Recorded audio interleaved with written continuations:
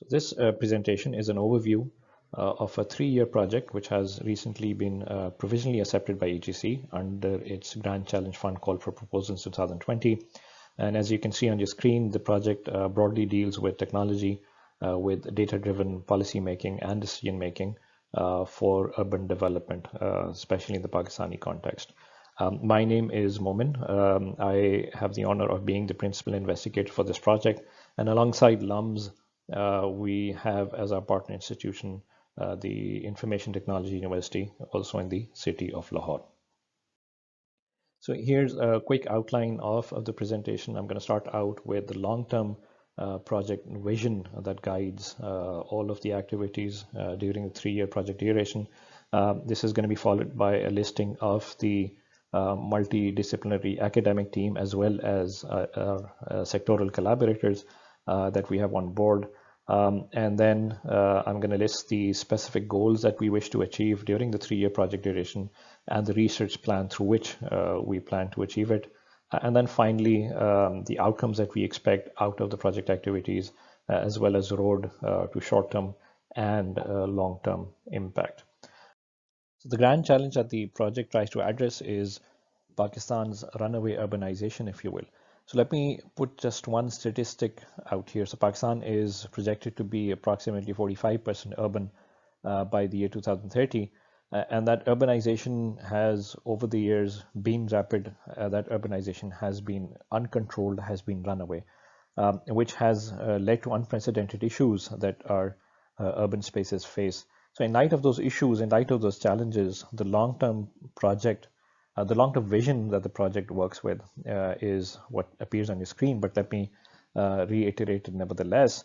So we aim, the long-term vision is to develop and to promote cutting-edge innovation in technology and data-driven methods, data-driven decision-making methods for sustainable urban development at a scale that has not been seen in Pakistan before.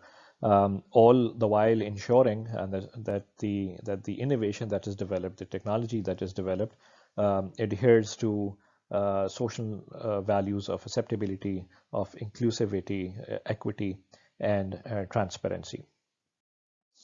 So with this vision as the guiding principle for the 3-year project duration, we intend to focus on 3 distinct yet intertwined dimensions of urban spaces. So we wish to focus on urban sprawl, which is essentially the uncontrolled growth of urban urban spaces. We intend to focus on urban mobility as well as on urban environment and health. So let me just spend a few slides on talking about our academic team as well as the sectoral collaborators that we have on board. So to develop those foundations for data-driven decisions, for data-driven decision making for urban planning, we not only need technologists, people from computer science, from engineering backgrounds, specialists in machine learning, but we also require expertise from the disciplines of social science as well as of evidence-based policymaking and environment and public health. So given this requirement, we're lucky to have had assembled a truly multidisciplinary team from across all of these disciplines. So the team cuts across, for instance, 3 departments within SSC, the technologists, if you will. So we have people from electrical engineering, from computer science, as well as Safiullah Chaudhary, for example, who's from bio and deals with public health, and then cuts across 3 schools of LUMS. So Hassan Saab, for example, from economics, who deals with urban economics. Adil Zafar from the business school, who's going to help us with not only decision support systems, but also with technology adoption and issues related to technology adoption.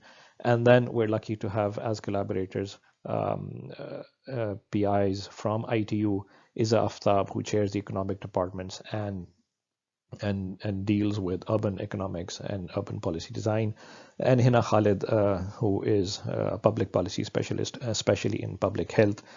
So alongside these academic collaborators from Pakistan, we have international collaborators, for example, from Harvard, who have signed up from Harvard Evidence for Policy Design, Amar, and then Murtaza Haider from Toronto, who is actually the director of the Urban Analytics Institute at Ryerson in Canada. In addition to the academic collaborators, we expect to be working with a rich set of sectoral collaborators, which we actually expect to grow as the project proceeds. And some of them who have signed up at the beginning of the project are listed on this slide. We're going to be working with them in different roles. For instance, some of them we expect to provide linkages with policymakers, and the urban unit is an example of that. Some of them may be helping us with developing policy guidelines, such as the National Transportation Research Center or the UNDP. Some of them may be providing us with technical expertise where we're lacking. Some of them may be sharing data with us, and we will be sharing data with them. And then finally, they're sectoral collaborators who may be end users of the solutions that we develop. An example for that is water and sanitation service company in Ahmedabad, who we will be collaborating with to develop a smart waste management solution, as well as Tetra Pak, who will be collaborating with us to develop smart logistics solutions. So here are a few slides about the research plan. This slide in particular about the specific objectives that we wish to achieve. So we wish to develop openly accessible technological solutions, socially aware technological solutions capable of collecting urban data at a spatio-temporal scale that has not been seen in Pakistan before. Using that data, we wish to develop novel algorithms, cutting-edge algorithms and software tool sets capable of performing advanced urban data analytics.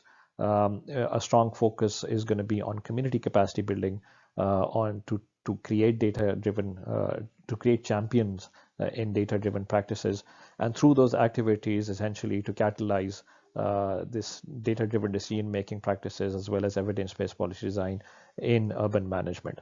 And last but not least, of course, our specific objective is to create transdisciplinary knowledge.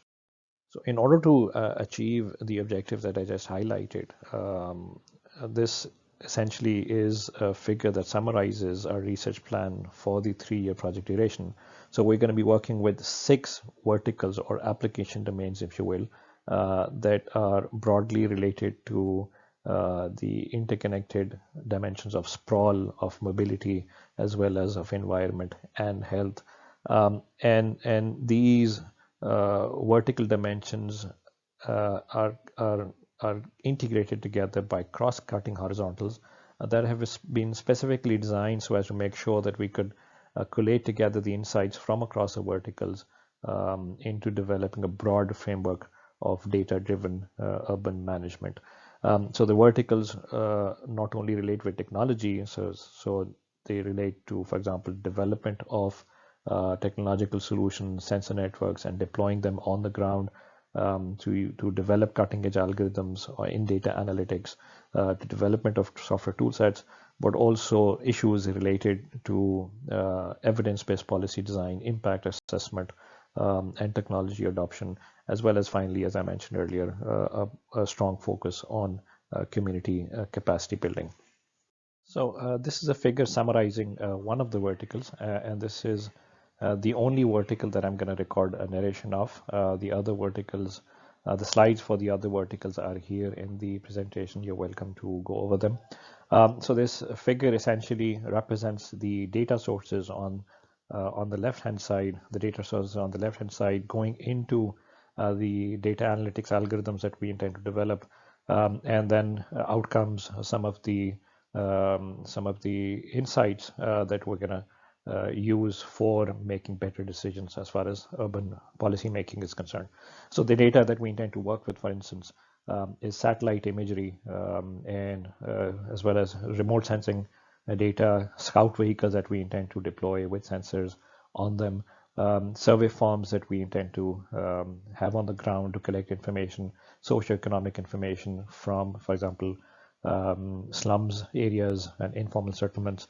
All of that data, multimodal data, goes into the box of data analytics algorithms that we intend to develop to derive insights or develop insights from some of the things that are marked on this site. So, for example, we could use that to develop insights on multidimensional poverty index, to automatically detect using satellite imagery slums and put them on the map, improve wash conditions, assess wash conditions at various places in the cities, visual pollution mapping in slums, and so on and so forth.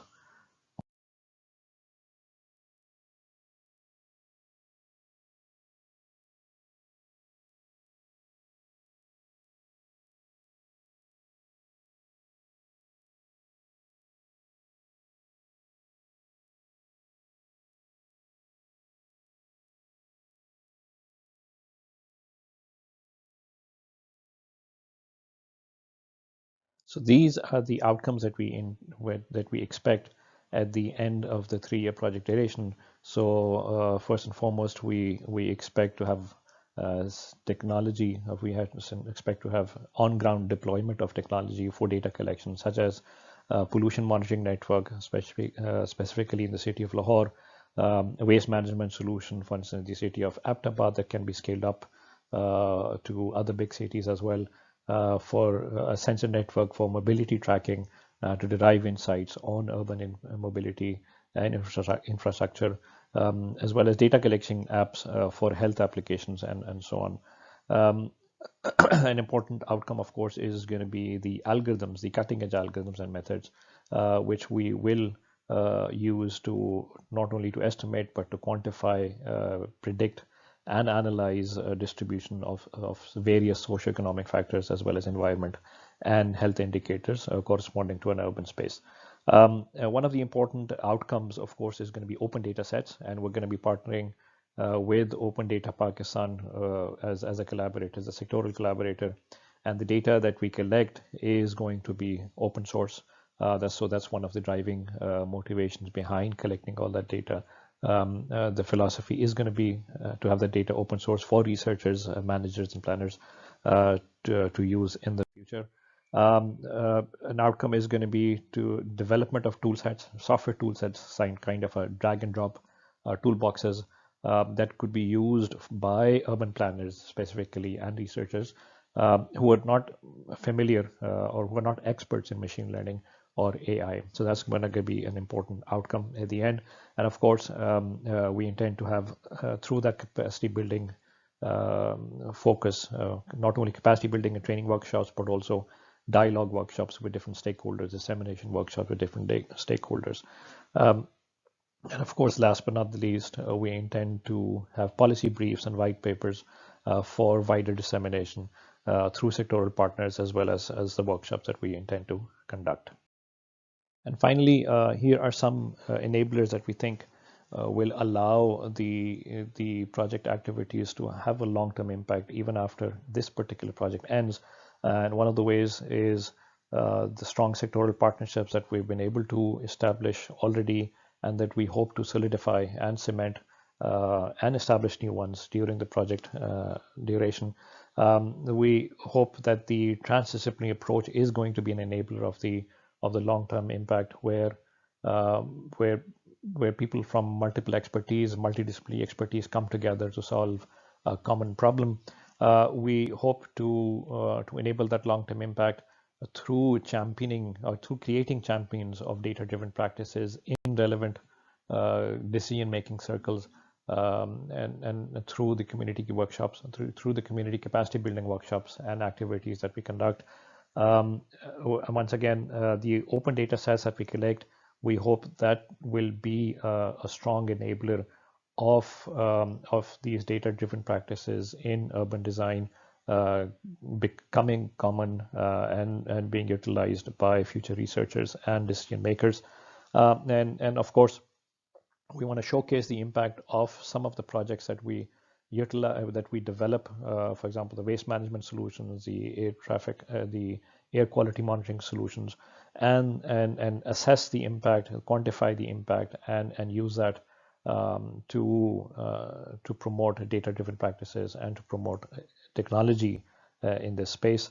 And finally, we hope that the multidisciplinary focus, once again, which has that social aspect to it of, for example, how will that technology be adopted, and looking at those aspects to drive the technology development that we hope will also serve as an enabler of a long-term impact.